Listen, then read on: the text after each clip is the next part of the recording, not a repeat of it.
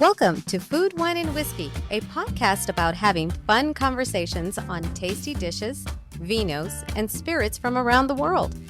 Rob is your host. He is an avid home chef, WSET Level 2 award in wine, and a whiskey drinker and collector. Time to set the table. Here's Rob. Hey everyone, thanks for stopping back by for another episode of the podcast. We appreciate you being here.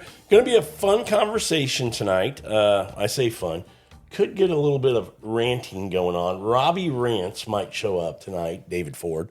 We're going to be talking about Wine Spectator's top 100 wine list for 2024. And we're going to be talking about a little bit about wine enthusiasts. And by the way, we're not just picking on these two wine lists.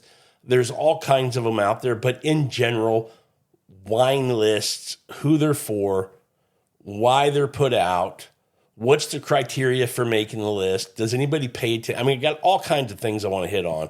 But before we do that, my wife, Sandra, back on the show tonight. How you doing, babe? Good. I'm glad you're joining for this conversation because I feel like I think you would agree, I'm a bit more of a wine geek than you are. Yes. You will drink what I pop. I like to kind of go down the rabbit hole a little bit. Very much. So I'm interested to get your perspective. I think you fall into that category much more than I do of, even though I consider myself an average wine guy, I'm probably, a tier or two above the average wine person. I think you might represent that a little bit better. So as we have this conversation, I'm very curious to get your perspective on, these lists, how you would view them and things like that. So we'll jump into that in just a second. So, I got to tell you, I've been thinking about this show, Sandra, you know this, for several weeks now. When the first, I say several, 2 or 3 weeks, when the first Wine Spectator Top 100 came out, or the Top 10 was released prior to the total list of 100 wines coming out, I saw that and right away shook my head again. And, these lists come out every year, and I don't know, first of all, who are they designed for? Is it just a pay to play?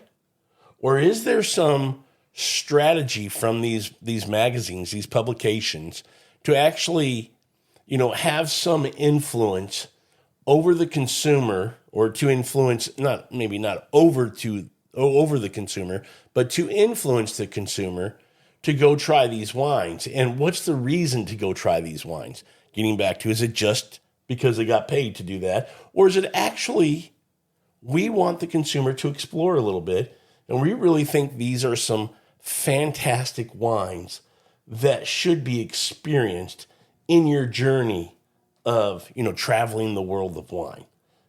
Now, I'm going to call bullshit to that because I don't think that's it at all. And you might ask, well, why do you say that? Well, let's just focus first on Wine Spectator's top 100, Sandra. Okay. If I said we're looking at the top 100 wines from around the world, and the criteria, this is their criteria. This is Wine Spectator's criteria? This is Wine Spectator's criteria for making the list. Okay. It has to be a wine that is high quality. It's got to be good value. Okay. And it's got to be widely accessible to the people to buy. And then the last thing that they throw in is there has to be some, I forget the exact word they use, but it was like buzz or fun or excitement about the wine. Well, if there's already all this buzz and excitement about the wine, does it really need any more kind of marketing rating or push or anything? So that's their criteria, that it's got to be a quality wine. It's got to have value to it as far as price. It's got to be widely available, enough production, and it's got to have some kind of excitement to the wine. Right. And now when you're saying price, I'm wondering what... Well, we're going to get into that. Who's the consumer? What... Bingo. So let's start here. I gave you the criteria. Okay. If I said that criteria, we're looking for the top 100 wines in the world, right? You and I love wine. We love enjoying or we love exploring the world of wine. We really enjoy that. So I say that to say we have found so many great areas around the world, so many new regions that are making fantastic wines. If I said, what country, what area, what region do you think is the most represented on this list? Because you don't know this list, right? No, I don't know this. You hadn't list. looked at it at all. No, I've kind of maybe skimmed it, but not really studied it. So what would you say if I said, okay, if you think about wines, if you think about quality and price and availability, some excitement to it, what country or region would you say would be represented the most? I would say Italy or France. You would be wrong. I'm wrong? Yeah. Would you be shocked if I tell you it's the United States of America? No, I wouldn't be shocked. Okay. I wouldn't be shocked, but I would think more excitement, and when you lay down the criterias, I would figure it'd be more Italy or France, not so much the United States. But I guess there's some new areas in the United States that might have some pretty good wines at a good price point, but because the only thing that I think of is Napa Valley, and I feel like those have gone up in price. Okay. And not as quite as affordable. And when you think France and Italy, I'm guessing you're going because we know you get great quality for a really good price. Yes. Those are the two big ones for you to for steer me, you that way. Yes. Okay. Yes. Fair enough. It's America, and California in America leads the way. 34 wines, 25 of them come from California, 9 from Napa, 9 from Sonoma, and then the other 7 are from Santa Barbara or Lodi or wherever they might be from. That's 25 from California, 5 from Oregon, and 4 from Washington, and that makes up the 34 wines. Wow. So is there a region being represented that you go, oh, that's cool, that's new, I didn't know they made wine there or whatever? No. No, that's kind of what I thought. No. So, when I look at these lists, and I'll be honest, I like I said, I've been planning to do this episode for a couple of weeks, and I've been making my notes, and it's really been a lot of ranting and me going, this is a bunch of bull crap, But then I started to watch some other YouTube channels that didn't take the list so seriously. Now, part of that is because they are, and let me just say who they are, who I enjoy watching. One is, Matthew Horkey. Mm-hmm. One is Agnes from No Sediment. Yeah. And then I also watched Peter and they used to be with the Yes, I can't King. remember his name. Patrick. Patrick. Peter and Patrick. They have their new show now, and I really enjoy those guys.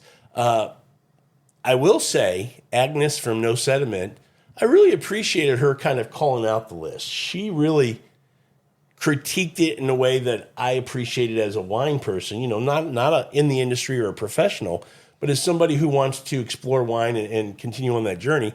She really called it out. We're going to talk about a lot of the things that she called out, and I appreciated that by her.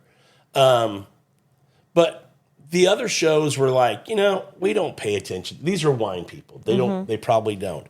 They don't pay attention to it, but when the list does come out, it is kind of fun to see what made the list. Right. And then just go through the exercise of not really ranting like I started to do, but just kind of not taking it so seriously, laughing where you should laugh, calling bullshit where you should call bullshit. Right. And maybe finding those 5 to 10 to 15 wines that if you stumble across them or if you have them in your cellar, to maybe taste them, try them, and really see if you think they're at the quality to make this list. Right. So kind of having almost a game with it. It is kind of fun to see. Yeah. So when I started thinking about that, I went, okay, I need to change my approach to these lists or my thoughts on these lists to that kind of an approach. Okay. And so that's what we're going to do. Okay. But I still do want to go through the exercise of talking about really understanding who's this list for.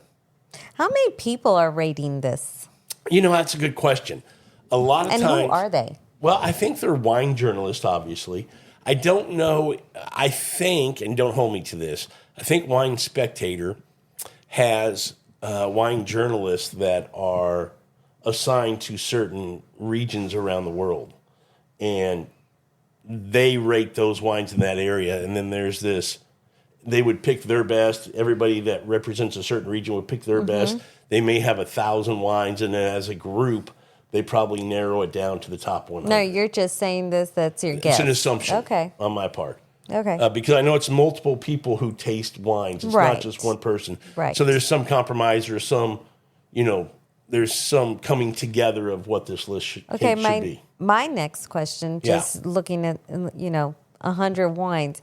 So there's so many wines in the world. Yeah. Like, how do you even get your wine even to be looked at? Well, that's a good question. That gets into is this a pay to play? And that's part of the problem that I have. If you're just putting wines on this list because somebody paid you to, you lose a lot of credibility in my mind. And one of the reasons you might ask that question is because, like, for example, wine enthusiasts now, if you want a wine to even be reviewed and rated at all, you got to send them the wine and then pay them $65 for each SKU you send them. So if you have a portfolio of 20 wines and you want 10 to be rated, you got to send those 10 wines plus $650 for them to tell you what they think about it. What? Yeah. So I give them credit. That's on their website that they do that.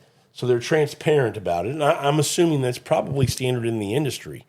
But I don't like it. No, I'm not. That's crazy. Yeah. So to your point. But it could be just the same. I mean, maybe that's how things are done. I don't know.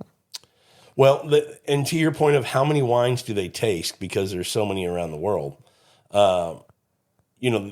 they say they taste over 25,000 wines as a publication, all the, different staff members. Yeah, of course. It's not just one person, of course. So a lot of wines are getting tasted and sampled. But again, let's get back to my issue of first going through 34 wines from America, 19 from Italy, and then 17 from France, 7 from Spain. That's your top 4 countries on the list. Well, Spain, France, Italy, I have no issues with that. 7 from Spain, okay. I would have thought more from Italy. Italy has... I would have thought more from Italy, too. Italy has over 300 indigenous grape varieties that they make wine from. And you and I have been exploring Italy for a while. We know there are some fantastic wines that come from Italy. Here's my issue. Let's just start with the top 10. Oh, okay. Wine Spectator? Wine Spectator. We're going to focus on Wine Spectator first. I'll let you know when we jump over to... So I haven't really looked at the wine enthusiast list. It just came out. But let's start with Wine Spectator. Tell me, I'm going to read you the top 10 list. Yeah. And you kind of give me some thoughts on what you think about it. Okay. So let's start with... go ahead. Are we starting with 10 or starting with... That's what I was getting ready to tell you. Okay. We're going to start with number 10.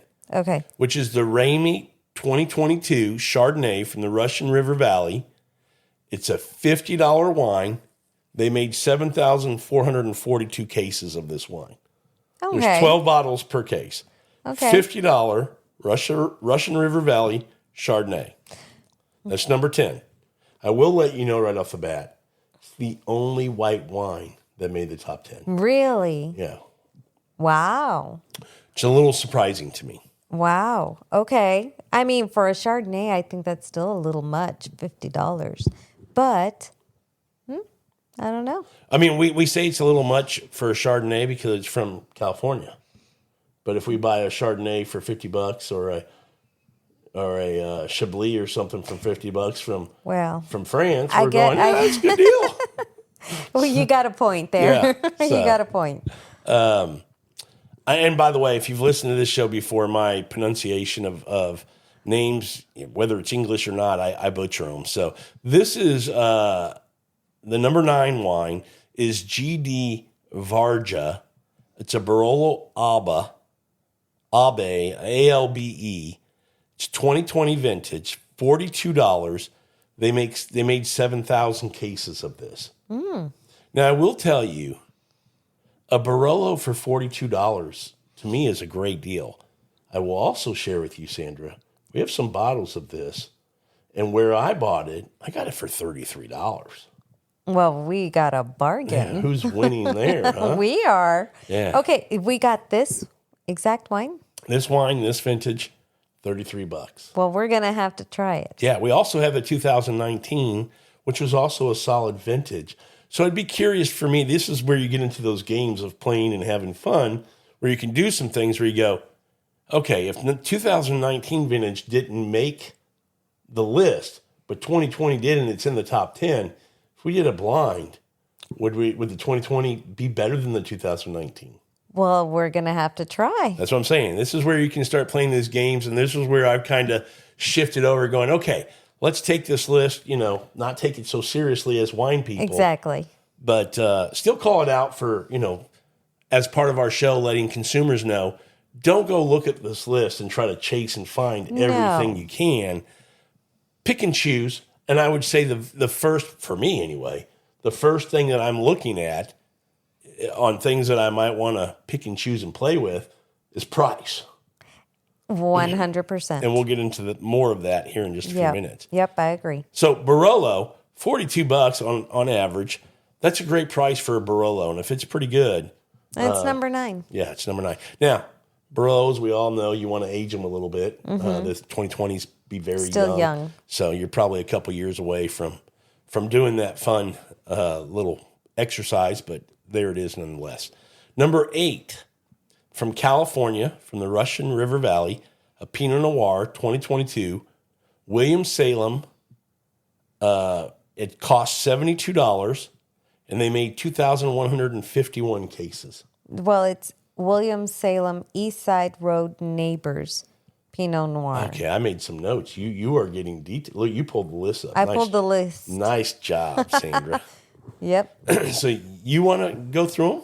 I can read them off. Yeah, because your pronunciation is way better than mine. So number 7. Good luck. Oh, gosh. You came in just in the nick of time. Thanks. Let's see. It's a 2020 Domaine Duvuc. Keep going. Telegraphe Chateauneuf-du-Pape. La Croix, Rhone. Yep, so this is a Rhone Valley, Chateauneuf-du-Pape, so Southern Rhone. Price on this? I don't have the price on this. $114 a bottle. No. They made 7,500 cases. So, Golly, 7,500 cases. How much of the Barolo cases? the Barolo was 7,000 cases. That Pinot Noir from Russian River Valley was 2,151. Wow. Okay, so number 6. That's pretty pricey. Okay. Rose Rock Pinot Noir Eola Amity Hills. Okay. 2022. Yep, we have some of this in the fridge. Oh. It'll be fun to try. Yeah. I got these also. I think I paid $36 for these. How much is this one?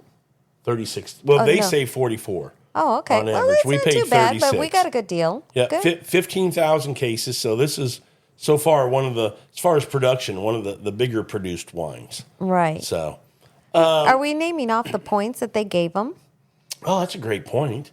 Okay, so Go back to number 10 and do number that. 10, the Chardonnay was given 94 points, and the Barolo 94 points.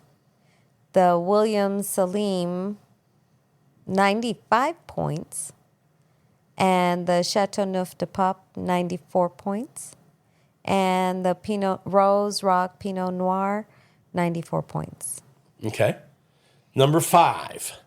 Oh, well, we've had this before. Chimney Rock, Cabernet Sauvignon, Stag Sleep District, 2021, 94 points. Production. Chimney Rock is pretty good. Well, I mean, Napa Valley. I like it. Cabernets are usually pretty good. Yeah. Here's where the problem is. The price. $120 a bottle. Jeez. Yeah, no. Production's good, 13,363 cases, so plenty of that. And you might be wondering, why does he keep rattling off the cases? Because, again, availability was part of the criteria. And it's interesting to me as we go through the list, there's some very low production, 1,000 case production for the globe that make the list. And I'm going, how does that qualify as far as availability? Well, and that's a gripe a lot of people have, is that you can't find these wines. That is true. They're claiming availability, but it's not. Maybe they're claiming availability price. I don't know. Like, I don't know. Never availability mind. means wines. Scratch that. The other problem that I've heard people talk about is, a lot of these wines, when we start talking about production being 2,000 cases or 1,400 cases, these wines could have been on the market since January or even since last year. And they just got rated this year at the end of the year. So now they're not even available. That is true. Because 2021 Chimney Rock didn't come out this year. This came out a couple years ago. Yeah. So 13,000 cases, but a couple years into it, you might see the list and go, I want to go buy this. You can't even find it. That is true, because there's people that we know that do love Chimney Rock, and especially the number 4 that's coming up, that producer. Well, go ahead. You teased it. I know. Faust Cabernet Sauvignon from Napa Valley, 2021, 94 points. And Faust, we do like Faust as well. Yeah, and to me, when you start talking about price in Napa, the floor in Napa is not very low. This is a $65 wine. Oh. I mean, it used to be, you and I used to get it for like $40. We did. But everything in Napa has gone up over the last few years. But I'm still, for me, for Faust, if you could find it at the grocery store, even $65. What is that? What it said? 65. That's not still terrible to me.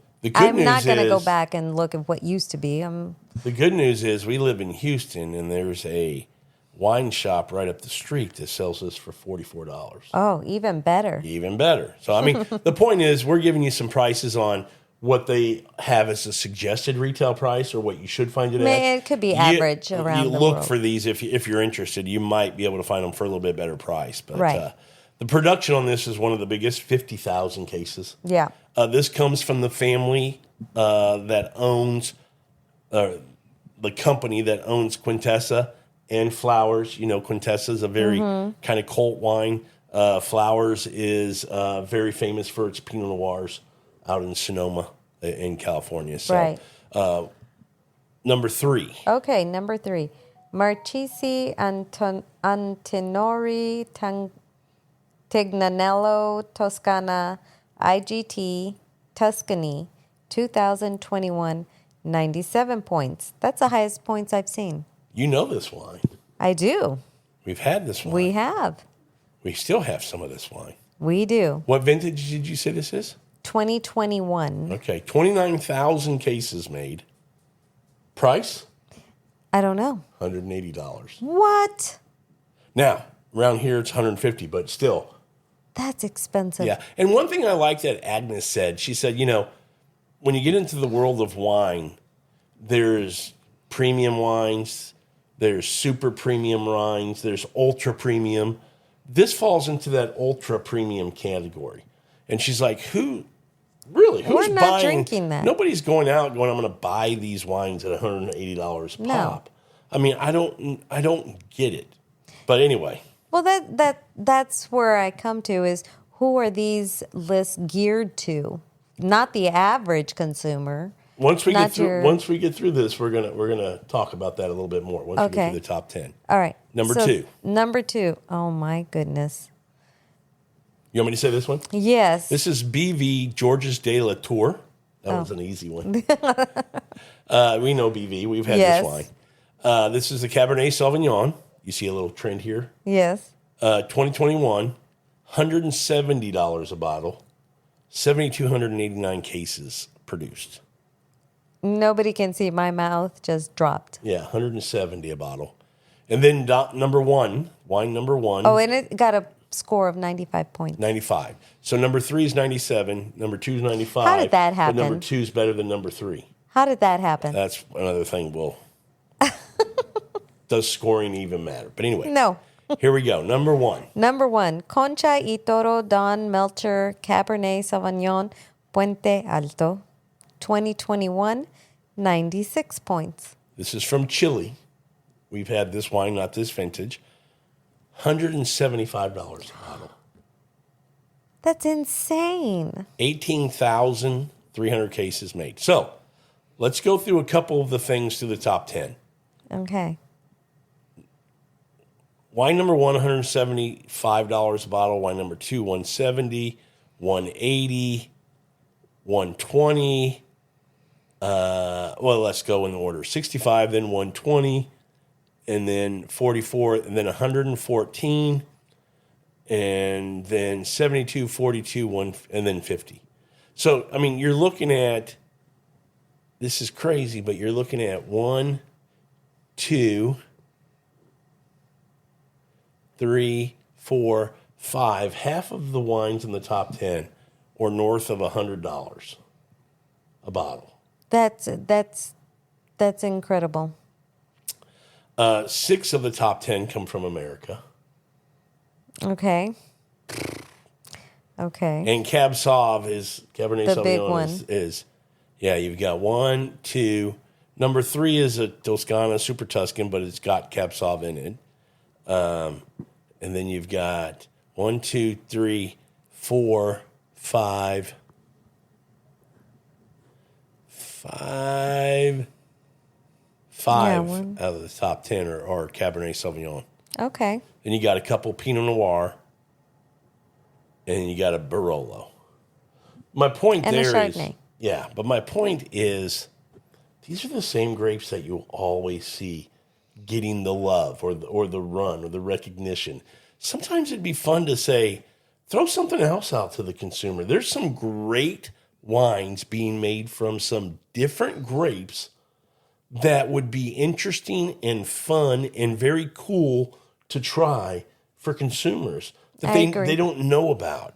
You know, to me, Wine Spectator, Wine Enthusiast, publications like this, Decanter and so on, they should be helping the consumer, you know, make this journey through the world of wine. And to me, they're part of the problem. They keep you right here in Pinot Noir, Cabernet Sauvignon, Barolo. Not that they're not great wines. We're not knocking all of the, and that's another thing. All of these producers are very well known around the world. Mm-hmm. Even for the average wine person, they know these brands. They don't need any more help. They're selling wine. All this really does is make their wine go from now being, you know, let's just call this Pinot Noir from Williams-Salem, $72 a bottle. Now it'll be, you know, $120 a bottle because it's in the top 10. Right. And, you know, when you go even to like a restaurant and you see this on there, this Chardonnay at a restaurant, you're like, you can get for $50, will probably be marked up way more because it's now on the top 10 of the Wine Spectator list. Yeah. And it becomes exclusive. It really will. And, you know, I've seen some people go, well, you know, hey, listen, this is an American publication. A lot of wine in America. They got to, you know, support their wine industry. I kind of disagree with that because in the world today, you know, the world's gotten smaller with the internet. I think that most publications aren't read, you know, by paper anymore. They're read online, which means your audience now is so much broader. Correct. So kind of true, but really not true. I disagree. I agree with you on that. I totally agree with you on that because the world with, like you said, the internet has become smaller and more people are able to look at different wines from around the world and are trying different wines from around the world. And you should be exploring new ones. They should be presenting you with new wines, new from different places rather than just I don't want to say same old California wines, but just all this, just giving or American wines. Give love everywhere. Well, and everybody's had Cabernet Sauvignon. I mean, I don't know. Someone or another. I'm coming from my perspective. We know what it is. And when you get to a level of wine like they have here, where you're over $100 a bottle, I mean, let me just tell you, the wines from Napa Valley that are the BV George de la Tour, let's just say the Faust, the Chimney Rock, those wines, I would bet if you put them in a blind, they wouldn't be that different. I They're agree. going to be very similar. So, I would hope that when they put these lists together, at least the top 10 would have some really cool diversity to it, where you would be, going, wow, a grape from, just say, Croatia, or a wine from, Tannat from Uruguay made the list. Mm-hmm. Because they have some badass wines from those regions, from grapes, like I said, Tannat, maybe from Uruguay, that are quality wines that would still be over $100 a bottle, that you could make people go, ooh, didn't know about that. I'm curious. I'm interested. Because if you're looking at this list and you're going, well, some people will pay $100 or more for a bottle of wine. They'll do that. Fine. I'll concede that. So why not put something else instead of 5 Cabernet Sauvignons? Right.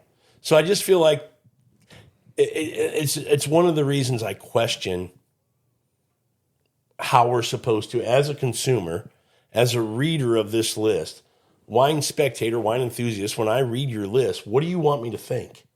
How do you want me to take your list and apply it to my world of wine? What am I supposed to do with it?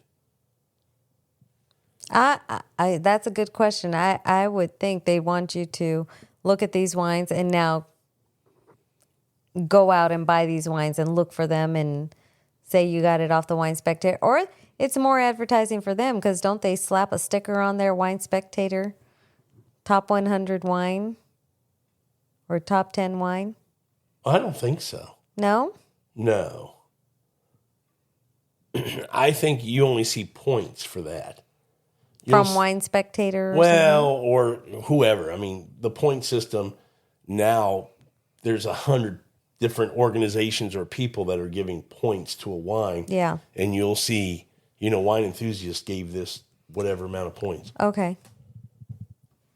So I don't think point scores, they don't put a sticker for, I don't think. They might put a tag on the shelf below where those bottles are, but they're not going to put anything on the bottle. To me, I think most wine nerds would agree that kind of cheapens it when you put a sticker on it. Well, I agree too. So, but there are people that do follow all these points and believe all these points. Well, but that's what I'm saying. Those people would be a consumer like you going to the store. You would look at a wall and go, okay, I'm going to go buy a bottle for me and Rob. You would go in. If you saw some scores on a wine, and let me just give you an example, Sandra. If you saw a wine, let's just say you're looking at an Italian Chianti Classico Reserva. One has 96 points for $40. One has 97 points for $32. Which one are you buying? I'd probably go for the 32. It's got more 97 points, yeah. Yep. You're going, why would I pay more for, that's how you would attack justify that, right? my, yeah. Now, would you do any other work in making that purchase, or would you just look, make your decision based on points and price and leave? I would probably do some What would you do? I would probably go to one of my apps and look and see what people are saying. Am I getting the same price that is okay? listed They say the price is good. What else would you do? Probably call you. My point is this. I don't know, because I'm not sure what else I would do aside from looking at my apps and verifying what other people are saying and where it is on the price points and I think that's a fair answer. I think that's the answer most people would give. And I was trying to lead you to see if you might go there, but what you should do is look at, okay, wait. The 96 pointer, that's given by Decanter. Very reputable. very well-known publication. Mm-hmm. The other one is given 97 points by Wine from Willie. Oh, yeah. And if you don't, my point there is if you don't look at who's giving the grade. Right. Who's giving that score. Because there's one called Beverage Dynamics now that you see all the time in Total Wine. And I think it might be their own scoring system. I'm not sure. I'm not 100% on that. But I see it so much, I'm wondering if it has some affiliation with Total Wine. But Beverage Dynamics have no clue who you are. Why would I care about any point that you put on a wine? That is true. So that's my point, is that most people, to your first answer, would just go in, look at the score, the price, and take a bottle. They wouldn't drill down to who's giving and how credible, what's the reputation of that person or organization giving that score. So wine scores are only as good as the people giving them. That is true. Yeah. That is true. I mean, and I think about people like my sister, who is not a big wine. And she doesn't have a Rob consumer in the house. No. And so I'm curious to know how she would go about. I know for her, she's driven a lot by price. Yeah. And most people are. Yeah. I mean, I still want to look for bang for my buck. I want to find wines that punch up. Right. That I'm paying $30 for, but I'd be happy to pay $50. I'm glad I'm not paying $50, but I would pay $50 because it's that good. I'm glad I'm paying $30. Absolutely. Okay. So let's go through this list. That's all of our beef and complaint, is that, we don't know who these lists are for, because the average consumer looking at the top 10 is not spending $175 for Don McClure. No. $170 for the BV, George Latour. They're not spending $180 for Tiganillo. They're not spending $120 for Chimney Rock. And this is just the top 10, right? And they're not paying $50 for a Chardonnay. Most of them are not. Barolo, $42, maybe. Mm-hmm. That's where you really have some value there. But let's keep going down the list and see if anything else, We'll just look at a couple here. Yeah, see if tell me, you have it on your phone. Tell me if there's anything that meets the criteria for you to go, okay, I'm interested. I'd like to try that. Based on where it's from, what kind of grape it is, cost, and you go, I'd like to try that. Like I see one here, number 11. It's from Martinborough. It's a Sauvignon Blanc from New Zealand. Not my favorite region. So for $26, 26. Not something I would look for. Might I buy it if I saw it on the shelf? Maybe. It's the Craggy Range Timuna Road Vineyard Sauvignon Blanc Martinborough. Yep. 2023, and they got 94 points. Yep. So that's interesting. So those are the kind of wines I might be interested in. Now, finding a grape I like and a region I like would be, make me more inclined to buy it. Number 13 on the list is a Chianti Classico Reserva. I'm not even going to try to say the name. Felsina Beraretenga. Ooh, I probably said that all wrong. Say the name first. It's Fattoria de Felsinia. Felsinia Beraretenga. That's not what I have here. Chianti Classico Reserva, DOCG, Tuscany, 2021, 95 points. I don't think you're getting the full screen. No. Because I got price and all that. No. I didn't click on it all. But anyway, this is a Chianti Classico Reserva. A little higher than, you start getting the $40 range for a Chianti Classico Reserva. Mm-hmm. I'm going, I'm not too far away from a Barolo. So go Barolo. I mean, not a Barolo, a Brunello. From Montalcino. Mm-hmm. So, there's this line of, when do I make the jump to a Brunello? Well, you can go to number 15, which is Caprilli Brunello de Montalcino, DOCG, Tuscany, 2019, 96 points. That's what I just don't get. That's 96 points, and then the other one is 95 points. So How did that happen? The Turley Zinfandel for $22 is 93 points right in front of it. Isn't that crazy? So it's ranked higher than that Brunello. It's the other thing we have with these lists, that I don't even know why they put the points on here as well, because what does it really mean? It doesn't mean anything. It really doesn't. Well, okay. So here's points, right? So if you go to number 22, Ciro Pacienti P.S. Peglagrilli Brunello de Montalcino DOCG 2019, 97 points. $60 too. That's not It's bad. a pretty good price. I mean, that's one. If I saw it, I would definitely buy it just to give it a shot, because $60 for a Brunello. In 2019, a great vintage. It came out. It's been on the shelf for about a year. Okay, so now there's that one, 22, Brunello de Montalcino. Number 28 is another Brunello de Montalcino, 2019 and 97 points. Now $83. What? I don't understand. So you're and I going think up we've talked about this before, and it's $23. like crazy. Yeah. That's 83. The other one is less. Now, 60. I'd go for the lesser cost because Same holy points. cow. Same year. Vintage. Yeah. Just different Cost. cost. Yeah. Yes. And that's where, you get into buying wine. It's crazy. What's the criteria for each person? I'm with you. Now, just so if people don't know who are listening to this, 2019 is the current vintage of Brunello. The 2020s don't come out until February of 2025. Oh, okay. So 2019 is the current vintage. It's one of those wines that is So held back 5 years before Okay. it can be released. So those you could probably They're find still in on the shelf. Yes. Maybe not this particular one, but that vintage. Now, what I would say is 2019 is a great vintage. It was thought to be, since then, the last perfect year for wine in that region of Italy, in Tuscany. So if you can find 2019s, it would be hard to find a bad bottle of Brunello. You can still find them.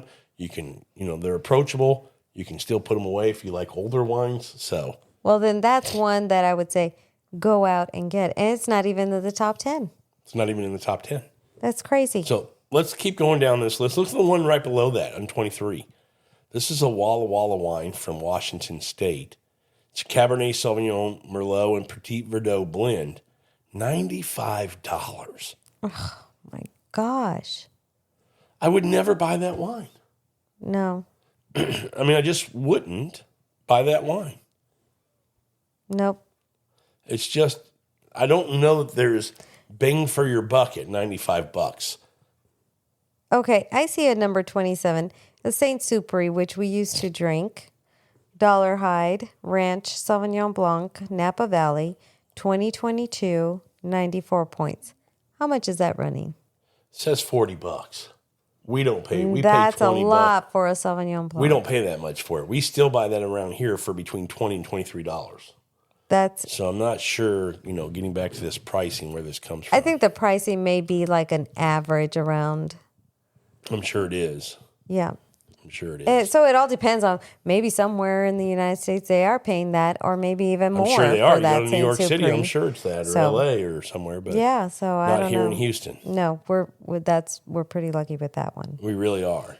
The thing I would also say as we go through this list, you see a lot of Brunello, which is a very popular, Sangiovese is one of our favorite grapes. But Pinot Noir, I do see one bottle of port on here from Dow. There is a Merlot on here, but Chianti Classico, Brunello, Barolo, Cabernet Sauvignon, Pinot Noir. It's a lot of those grapes that they're the same grapes every year that make this list. Mm-hmm. And I think that's part of the problem with the wine industry. They keep talking about how do we get more people, into wine, and how do we get the people who are into wine to get more into wine, to want to explore. And Sandra, we have friends who they just want to drink a couple of different wines, and that's it. From one or two regions, and that's it. And they're happy. Right. Yes. We have, over the last year, made some progress in getting them to go, that's pretty good, of taking things to their house, or when they come over here, opening up different things. And they're starting to go, hey, wait a second, we might want to. So my point is, the wine industry should be doing that. I should be doing that. That's part of the fun of sharing is doing things like that. But the wine industry doesn't do a good job of, these lists are the perfect opportunity to get people to explore the world of wine more if you would be more diverse in the grapes, the countries, and the regions that you put on these lists, because they would qualify. People would go, well, are they good enough to be on the list? Absolutely. Yeah. So I was just looking at one, and the name just kind of caught my eye, and it's from Spain. And it was one, because I was kind of scrolling quickly, because what I haven't seen on here is maybe like a champagne or a Prosecco or anything sparkling, anything like that. It's a good point. I haven't seen anything on here. So I was just kind of scrolling really quick through here. And now I lost it, darn it. And it was from Spain. So it was a cava. No, it was a long name, something with like an X and something or other on here. Let me see if I can find it again. Well, while you're looking, I'm going to mention a wine region that we have come to love. And again, a lot of people who listen to this, well, if you've listened to recent episodes, you may know we love this region. It's in Italy, and it's Alto Adige. And they have a Pinot Grigio, which Pinot Grigio from Alto Adige is a totally different beast than, Italy's Santa Margherita. Skip that, go to Alto Adige, get Pinot Grigio from there. This one's $22. It's 2023. Should be available. 8,500 cases made. That would be one that if I were out and about and finding, this gets back to, going through the list for those kind of reasons. We've not had this one. It's Elena Walsh, Pinot Grigio, Alto Adige. Would have loved to try it. So things like that. So, yeah, again, as I look through the list, there's some things that interest me. But again, there's a lot of wines, like 34. It's a Pinot Noir from Bergstrom. I think that's California. Don't hold me to that. I'm not familiar with that producer. Yeah, it's Bergstrom's La Spiral Vineyard Pinot Noir Ribbon Ridge. It's Oregon. 2022, It's an Oregon producer. It's a $100 bottle of wine. Well. And right below that at 35 is another $92 bottle of wine from Toscana, Super Tuscan. So, I mean, again, I don't know, who these wines are for when they get into those price ranges. But again, find the things that interest you, because there are some cool things. I will tell you this. This number 40 is from Went. It's a Chardonnay Central Coast Morning Fog. It's an $18 bottle of Chardonnay. And I've heard a lot of people say very good things about this wine. There you go. Now that, for a Chardonnay, that's not too bad. Yeah, you can't Still beat that. Still a little expensive. Maybe we can find it a little cheaper here. And when it tells me, in the tasting notes that it has a little spice, a little toast, a little touch of vanilla, that tells me it could have some barrel on it.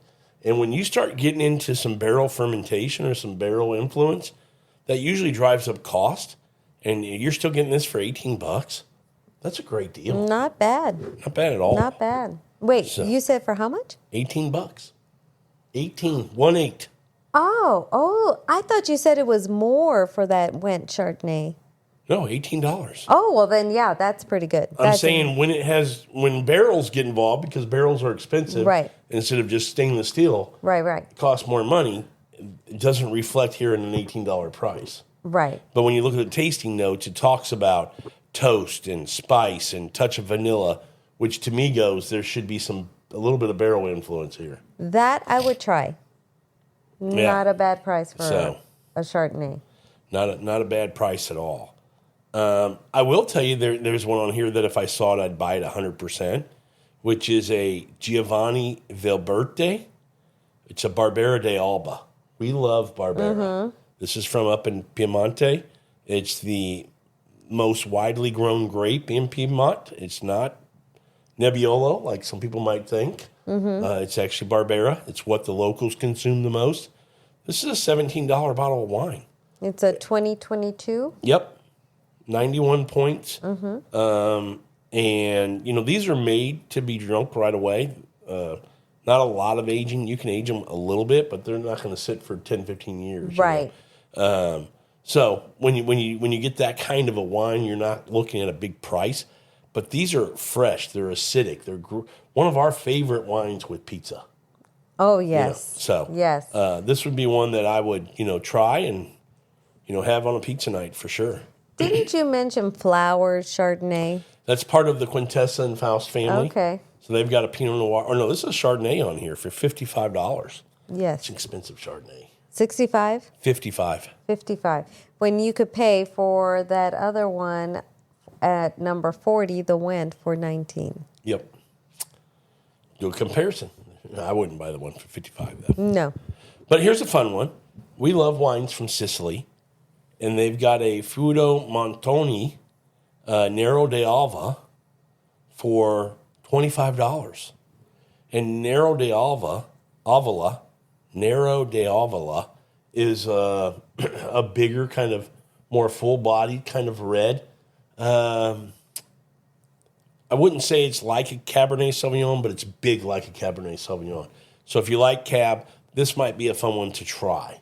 It's going to be a different kind of profile, but it's going to be something that if you like that bigger, kind of bolder wine, this would be something to explore. Because I would definitely, this is another one, if I found it on the shelf or saw it, I'd definitely want to buy it and try it for $25.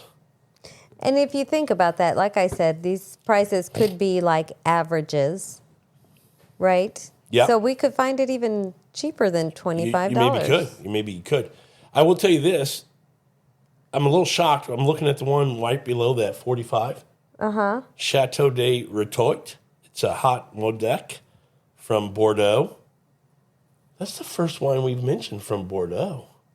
Did we maybe miss some from the top? It could be that we missed it. We kind of skimmed quickly through it. I mean, that's a little crazy But that you don't it's that see far more down. Bordeaux's that would be, noticeable. I'm kind of scrolling back up as you're talking. Yeah, I mean, to see if I've missed something. That is very interesting.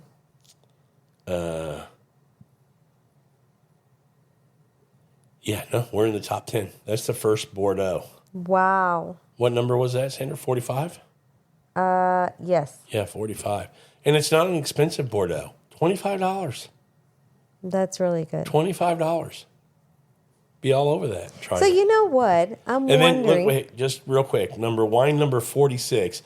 So not as good as 45, right? 45, better than 46, right? We can agree? Uh-huh. Wine number 46 is a Super Tuscan, so those Bordeaux type of grapes, $110 Interesting. versus 25 for number 45. Okay, so I was just thinking, you know how last year we had been invited to a Christmas party and we did a wine exchange or a bourbon exchange you could do, Yeah. and we participated in the wine exchange. You did? I did. And it was a $50 minimum. So we took a nice champagne. And let's preface this by saying these are all Napa drinkers. Yes. So And so they were going for all your typical Napa wines. And I'm wondering, I don't think anybody would know or what to do with any of these wines that we have just called out. They'd have no idea. And not know what they are getting. Yeah, I don't think so. I mean, Tracy might now.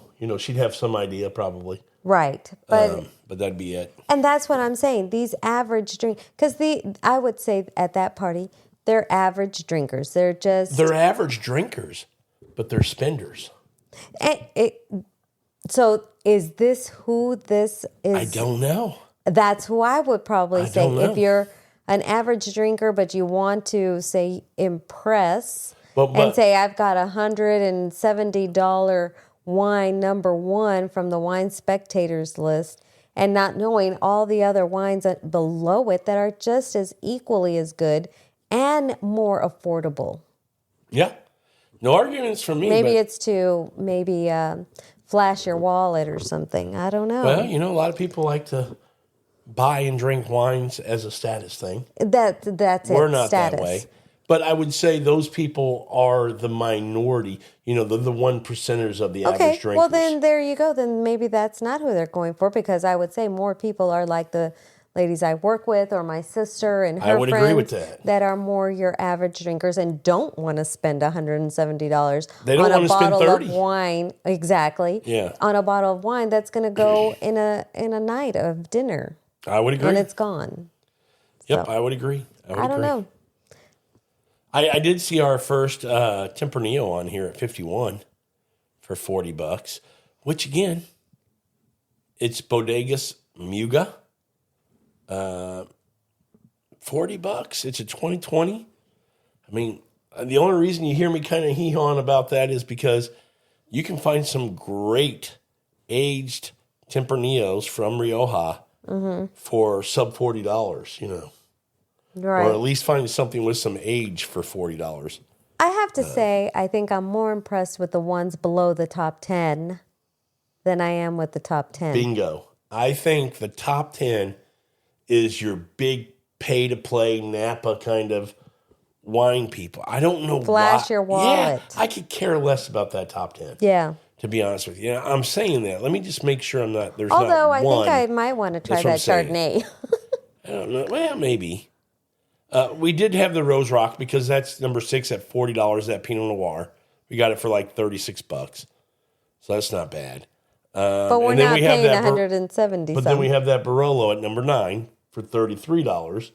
So there are two in there that. But I think more to your point is you're not interested in Napa wines. I'm not interested. You're not interested in California wines. No, and paying the prices for those. Or a wine over $100. Correct. Okay. Because why would you buy a wine, just call it $75 or more, to try it? No. To see if you like it? No, I would not. Now, $20? Yeah, I'll try it. Because, listen, I recently went and got some more wine from Ricardo over at Vinsanto, and he talked about some of the wines that we've had. And, hey, you tried this one, and one of them he mentioned that we'd tried, and I said, yeah, we tried it. He goes, what'd you think? I go, we didn't like it. It was a Pecorino from Abruzzo. Mm-hmm. And I go, we didn't like it. He goes, you didn't like it? I go, no, we really didn't. He goes, well, bring it. You can bring it back, or I'll give you. I go, no, it's not about you giving me anything. We didn't like it. It wasn't a bad wine. We didn't like it. And that's the journey of wine, too, is finding what you like and don't like. You're going to hit things that you don't like. We paid $24 for that Pecorino. Okay, you didn't like it. I think we drank it, but we didn't like it. Right. That's a whole lot easier to swallow than paying $150 for a bottle and going, and you don't I don't like it. Yeah. Or it tastes just like your other $30 or whatever. That's a great point, too. I'd rather drink more of my $30 bottle of wine than my $160. Bang for your buck. So that's why I don't think, it feels like the prices as you go down the list are a little more reasonable. Sometimes we get into some $100 wines and stuff, but what's a little. But then that's now your 49 point. I don't know where it is. No. They're 95 points, 97 points. What are you talking about? I meant number 94 on the list of 100. I'm just being funny. I'm trying to be funny. Okay. I'm trying to be funny. You're not going to pay for your number 94 of top 100 $100. Why? It might be better than the 170 at number 1. Well, that is true. You don't know. Yeah. But what's interesting to me is our first sparkling wine that I've noticed. Oh, there is. Number 20, which is from Anderson Valley over in Sonoma. It's the Roederer Estate. I did see that. I did, now that you're mentioning it, I did skim it. It's a Chardonnay and Pinot Noir sparkling wine. I don't know if, I believe Roederer Estate, correct me if I'm wrong, anybody who knows, but I'm pretty sure this is traditional method. I think, this is part of, the big champagne house over in Champaign. So I'm pretty sure they use the traditional method, but I'm not 100% sure on that. So don't hold me to it. But $32, and that looks to be our top sparkling wine. I will tell you, there's a Zinfandel on here from Russian River Valley, but at $54, Sandra, again, as a somewhat educated wine buyer, there's some great Ridge and Bedrock Zinfandels that are sub $40 that I would buy that I know are great versus Carlisle for $54. You know, I can't imagine it's that much better. Okay, so like I said, I was scrolling through here, and I did find a champagne. Okay. Number 63. What tell me about it. Pierre I'm going to Guimont et Fils Blanc de Blancs Quiz Premier Crut Brut Champagne. What does the NV mean? Non-vintage. Non-vintage. That's right. 93 points. Okay, we know that producer. $62. Okay. Here's my question. Out of all the champagnes in Champagne, would you say, because this has to be the best one, right? It's the only one on the list. Out of all the champagnes in Champagne, this has to be the best one. Well, it's the highest. Well, it is the highest. I don't think I saw any other one. This is the best champagne you can get. Why would it make the list? I don't know. You can't tell. It's only 2,000 cases. So you can't tell me it's just massively produced where everybody can try it. That's not the case. No. So you compare that to Roederer, which is... I don't know, Roederer Listen. Okay. Roederer is 85,000 cases. That champagne is 2,000. So you can't tell me it's because it's available. So it's a very hard to find bottle. $63 must be the best champagne in the world. That's when I'm going, these lists are stupid. Yeah, I don't know. They really are. But the wine above that, what do you think about that? Let me see. Number 62. Yeah, that was the one I was trying to find. It was... The name caught me by, I was like, what is that wine? So this is a white wine from Spain. This is Tecolina. We have some in the fridge. We haven't opened up one yet. Not this particular producer, but we have some bottles of this grape. We need to try one. I've bought them a while back and put them in there. We need to try them. But I know the grape, but I've never had this grape yet.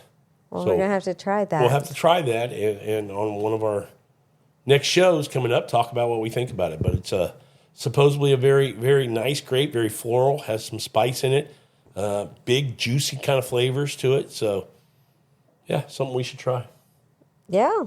That name just caught me by, I was like, that's a There very is a Tokai on here. Do you remember Tokai? Yes, I do. Tokai is a dessert wine. Yes, I do. It's from Hungary. This is a 500 milliliter bottle, so about 2/3 of a bottle. And it's $62. This is a 2018. It's about right. Dessert wines are great. Yes. Well, I'm seeing here a Sancerre. I haven't seen that yet. It's a number 80. I see a Pouilly Foussouet, too. Chardonnay for $45. Number 80. Aperture. Do you remember Aperture? You used to drink their Cabernet from Napa. Yes. Where is that? They have a Chenin Blanc, number 71. $35. Okay. So number 80 you're at. Let's see, what is that? Yeah, I was on number 80. Okay, Sancerre, Loire Valley. We like that. Mm-hmm. $45. There's an Alvarinho from Portugal. I see that. See, there's a Bordeaux, Rob. Where? Number 83. That's a white wine. So that's going to be a Sauvignon Blanc and probably some Semillon in there. Little mix. Well, we've gone through this list and looked at a lot of different wines here. And I'm telling you, I think I'm more impressed with the ones down at the bottom. Well, because they fall into the criteria that, one, they're unique and different. When you mention some of these, a white wine from Bordeaux, you don't see a lot and things like that. That Spanish wine, the Tecolina. These are wines that we enjoy kind of exploring and trying. This Italian wine, number 85, I'll let you pronounce that. Oh. It's a Vernaccia di San Giacomo. How do you say that, babe? San I know that word, and I just... Gimignano? Geman, I don't know. What's the next one? DOCJ.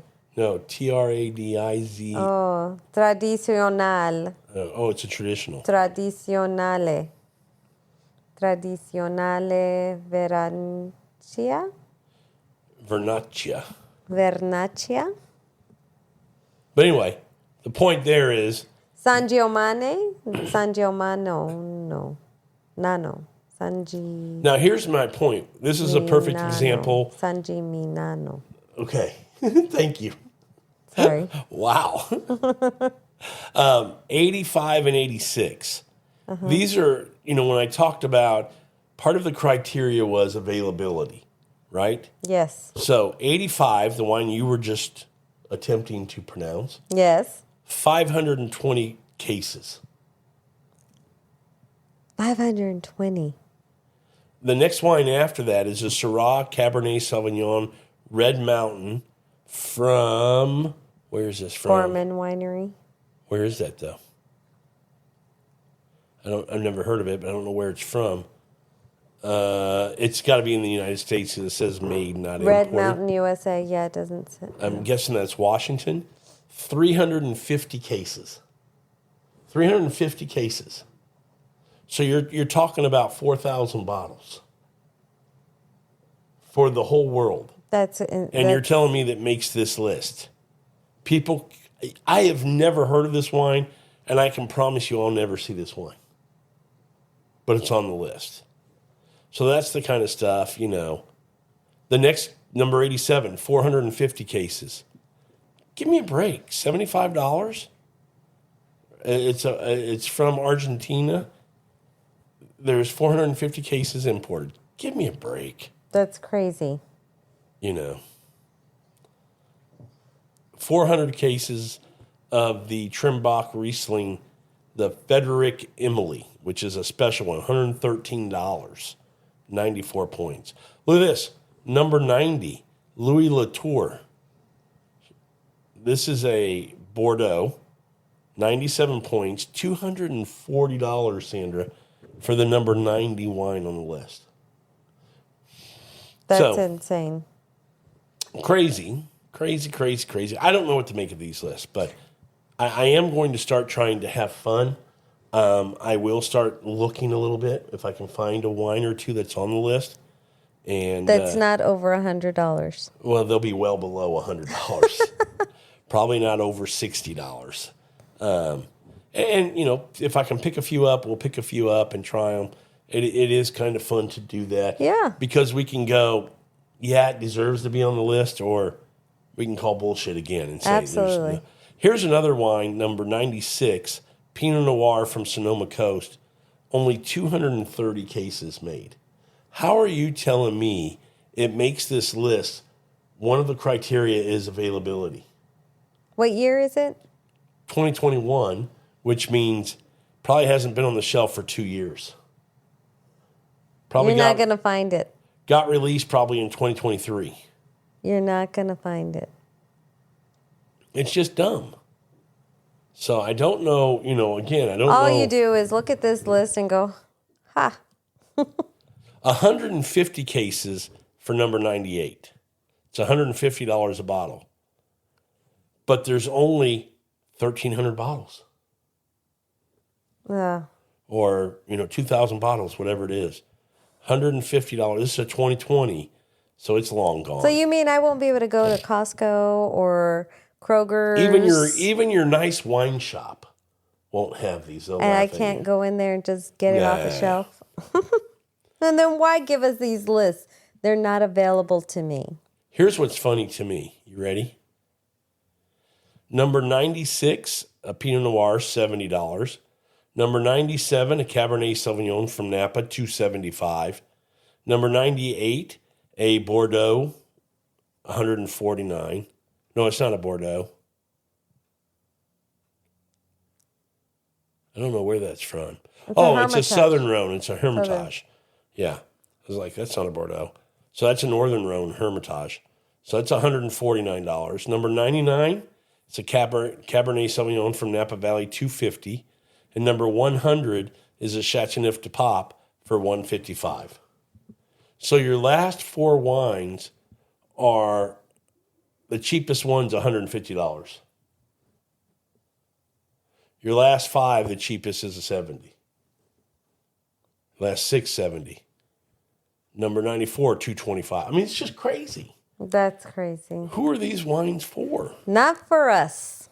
So we're sticking right in the middle somewhere. I would tell those listening, if you find the wines that, for whatever reason, whether it's grape, whether it's region, whether it's just price, that you go, I don't know the region or the grape, but the price is $25, I'm willing to try it. I think that's great. But the ones that interest you for whatever reason, try them. And if you got really deep pockets and you want all the ones that are over 200, knock yourself out. But I don't think that's most people. No. You know what's really fun to do is if you see some of these wines and you can get it by the glass somewhere at your local wine bar, wine tasting room or something, that's always fun to do too. You don't have to spend a lot of money and just get a glass. I disagree. You do? Yeah, you know why? Why? Most rules are if they pour it by the glass, you charge for the glass of wine for the entire bottle. In case nobody else orders it and it goes bad, you're even. So a glass of this $225 bottle of wine would cost you at a by the glass place, if they had it. Okay, well, I'm not talking about the $225. I'm talking about anything on here at a reason. Oh, okay. So you'll be paying like $30 for a $30 bottle of wine by the glass, $30. I didn't know that. Yeah. So you're better off finding the bottle, and if you do like it, you get 4 glasses or almost 5, depending on how you pour. Well, okay. Okay, well, that's going to wrap it up for this episode. I think we've ranted enough, but we've also told you there's a way to look at this list and maybe have a little fun with it. Yes, absolutely. I think that's worth doing as well. Yeah. And, apply whatever criteria you want. What I would say is look for things you haven't tried that are in a price point that you're willing to pay. And if you don't like it, you're okay with that. Right. I would say most of the wines on this list, if not all of them, are probably at least quality wines. You should be able to finish them, meaning you're not going to have to dump them down the drain. So that's a good thing, unless they're just a bad bottle. But as far as wine, they should be good.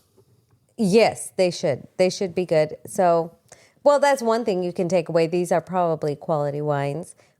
Whether they're available, we don't know.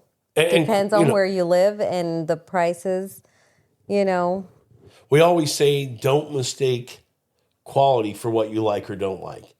Just because you don't like it doesn't mean it's not a quality wine. It just means you don't like that stuff. Just like the Pecorino I mentioned a minute ago. Didn't like it. It's a quality wine, just not for my profile, not for my palate.